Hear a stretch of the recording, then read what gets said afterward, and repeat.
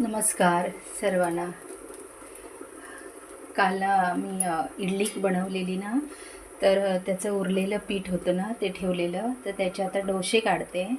तर मग काय होतं, संध्याकाळी आम्ही कार्यक्रमाला गेलो माझ्या भावाकडे आणि ते तर पीठ तसंच राहिलं, तर ते ठेवलेलं. तर इडलीसाठी किंवा पोळ्यांसाठी किंवा डोशासाठी पीठ जर बाहेर ठेवलं तर ते ठेवताना पण स्टीलच्या भांड्यात ठेवायचं आणि नंतर उरलेलं काढून ठेवताना पण अशा भांड्यात ठेवायचं, म्हणजे ते आंबट होत नाही. ॲल्युमिनियमच्या भांड्यात ठेवलं तर ते आंबट होतं. तर मी काल ते उरलेलं होतं ते ओतून ठेवलं आणि 2 वेळा इडल्या बस झाल्या, 2 वेळा केल्या त्या. आणि आता हा डोसा काढून घेते सकाळच्या नाश्त्यासाठी. तर इथला दाखवते तुम्हाला.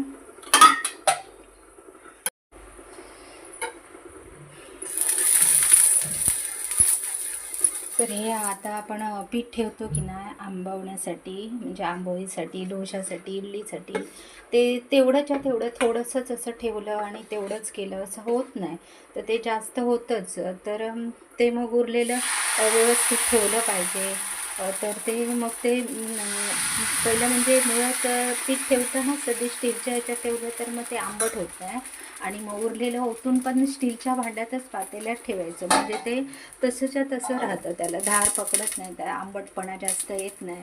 मग ते दुसऱ्या दिवशी पण दिलं ना मुलांना किंवा जेवणावर असं तिखट भाजी काहीतरी बनवून, तर मग ते बरं लागतं, आंबट असं लागत नाही. नाही तर सहसा हे आंबवलेलं पीठ असतं ना, ते ठेवलं तर ते अजून आंबतं. आणि काय होतं, आपण ती उडीद डाळ वगैरे असं सगळं वापरतो ना, त्यामुळे ते तेवढंच्या तेवढं होत नाही. म्हणजे जेवढं 2 वेळाच इडल्या करायच्या तर 2 वेळाचंच पीठ ठेवलं पाहिजे, तेवढंच झालं पाहिजे, तसं होत नाही. ते ते थोडं जास्त होतं. तर काल नाही बनवलं मी रात्री, मग आम्ही जरा उशिरा आलो तर मग ते ठेवलेलं, तर आता बनवते. तर असे छोटे छोटे डोसे काढून छान वाटतात. दुसऱ्या दिवशीसुद्धा तिखट भाजी काहीतरी बटाट्याची, खास करून बटाट्याच्या भाजीबरोबर किंवा चटणीबरोबर.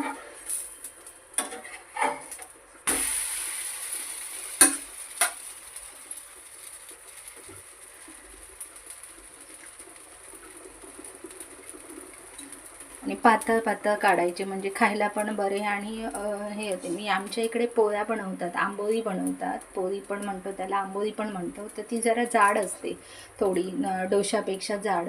तर ती ताज्या ताज्या पिठाची असते ना, ती बरी वाटते, लुसलुशीत एकदम पावासारखी मस्त.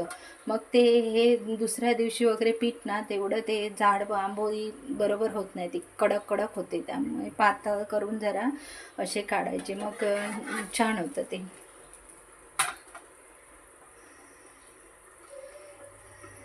तर मग तुम्हाला हे छोट्या छोट्या व्हिडिओ मी दाखवते कधी कधी मध्ये मध्ये, तर ते आवडतात की नाही ते पण सांगा. आणि लाईक करा आणि शेअर करा, मेन म्हणजे. आणि सबस्क्राईब करा माझ्या चॅनलला. आणि कोणी असे कमेंट वगैरे केले ना, तर ते बरे वाटतात वाचायला. आणि आपलं काय चुकलं विकलं तर कळतं ना मग, म्हणून. तर मग मी हे थोडे असे काढून घेते नाश्त्यासाठी. मी खास करून पोळी बनवायची असे ना, आंबोळी, तर बिड्यावरच बनवते, छान येतं बिड्यावर मस्त. पण आता हे म्हटलं हे बाकीचं काहीतरी फ्राय करतो ना, बटाट्याची हे कापं किंवा काय, त्या तव्यावरच जरा म्हटलं पटकन जरा करून घेऊया.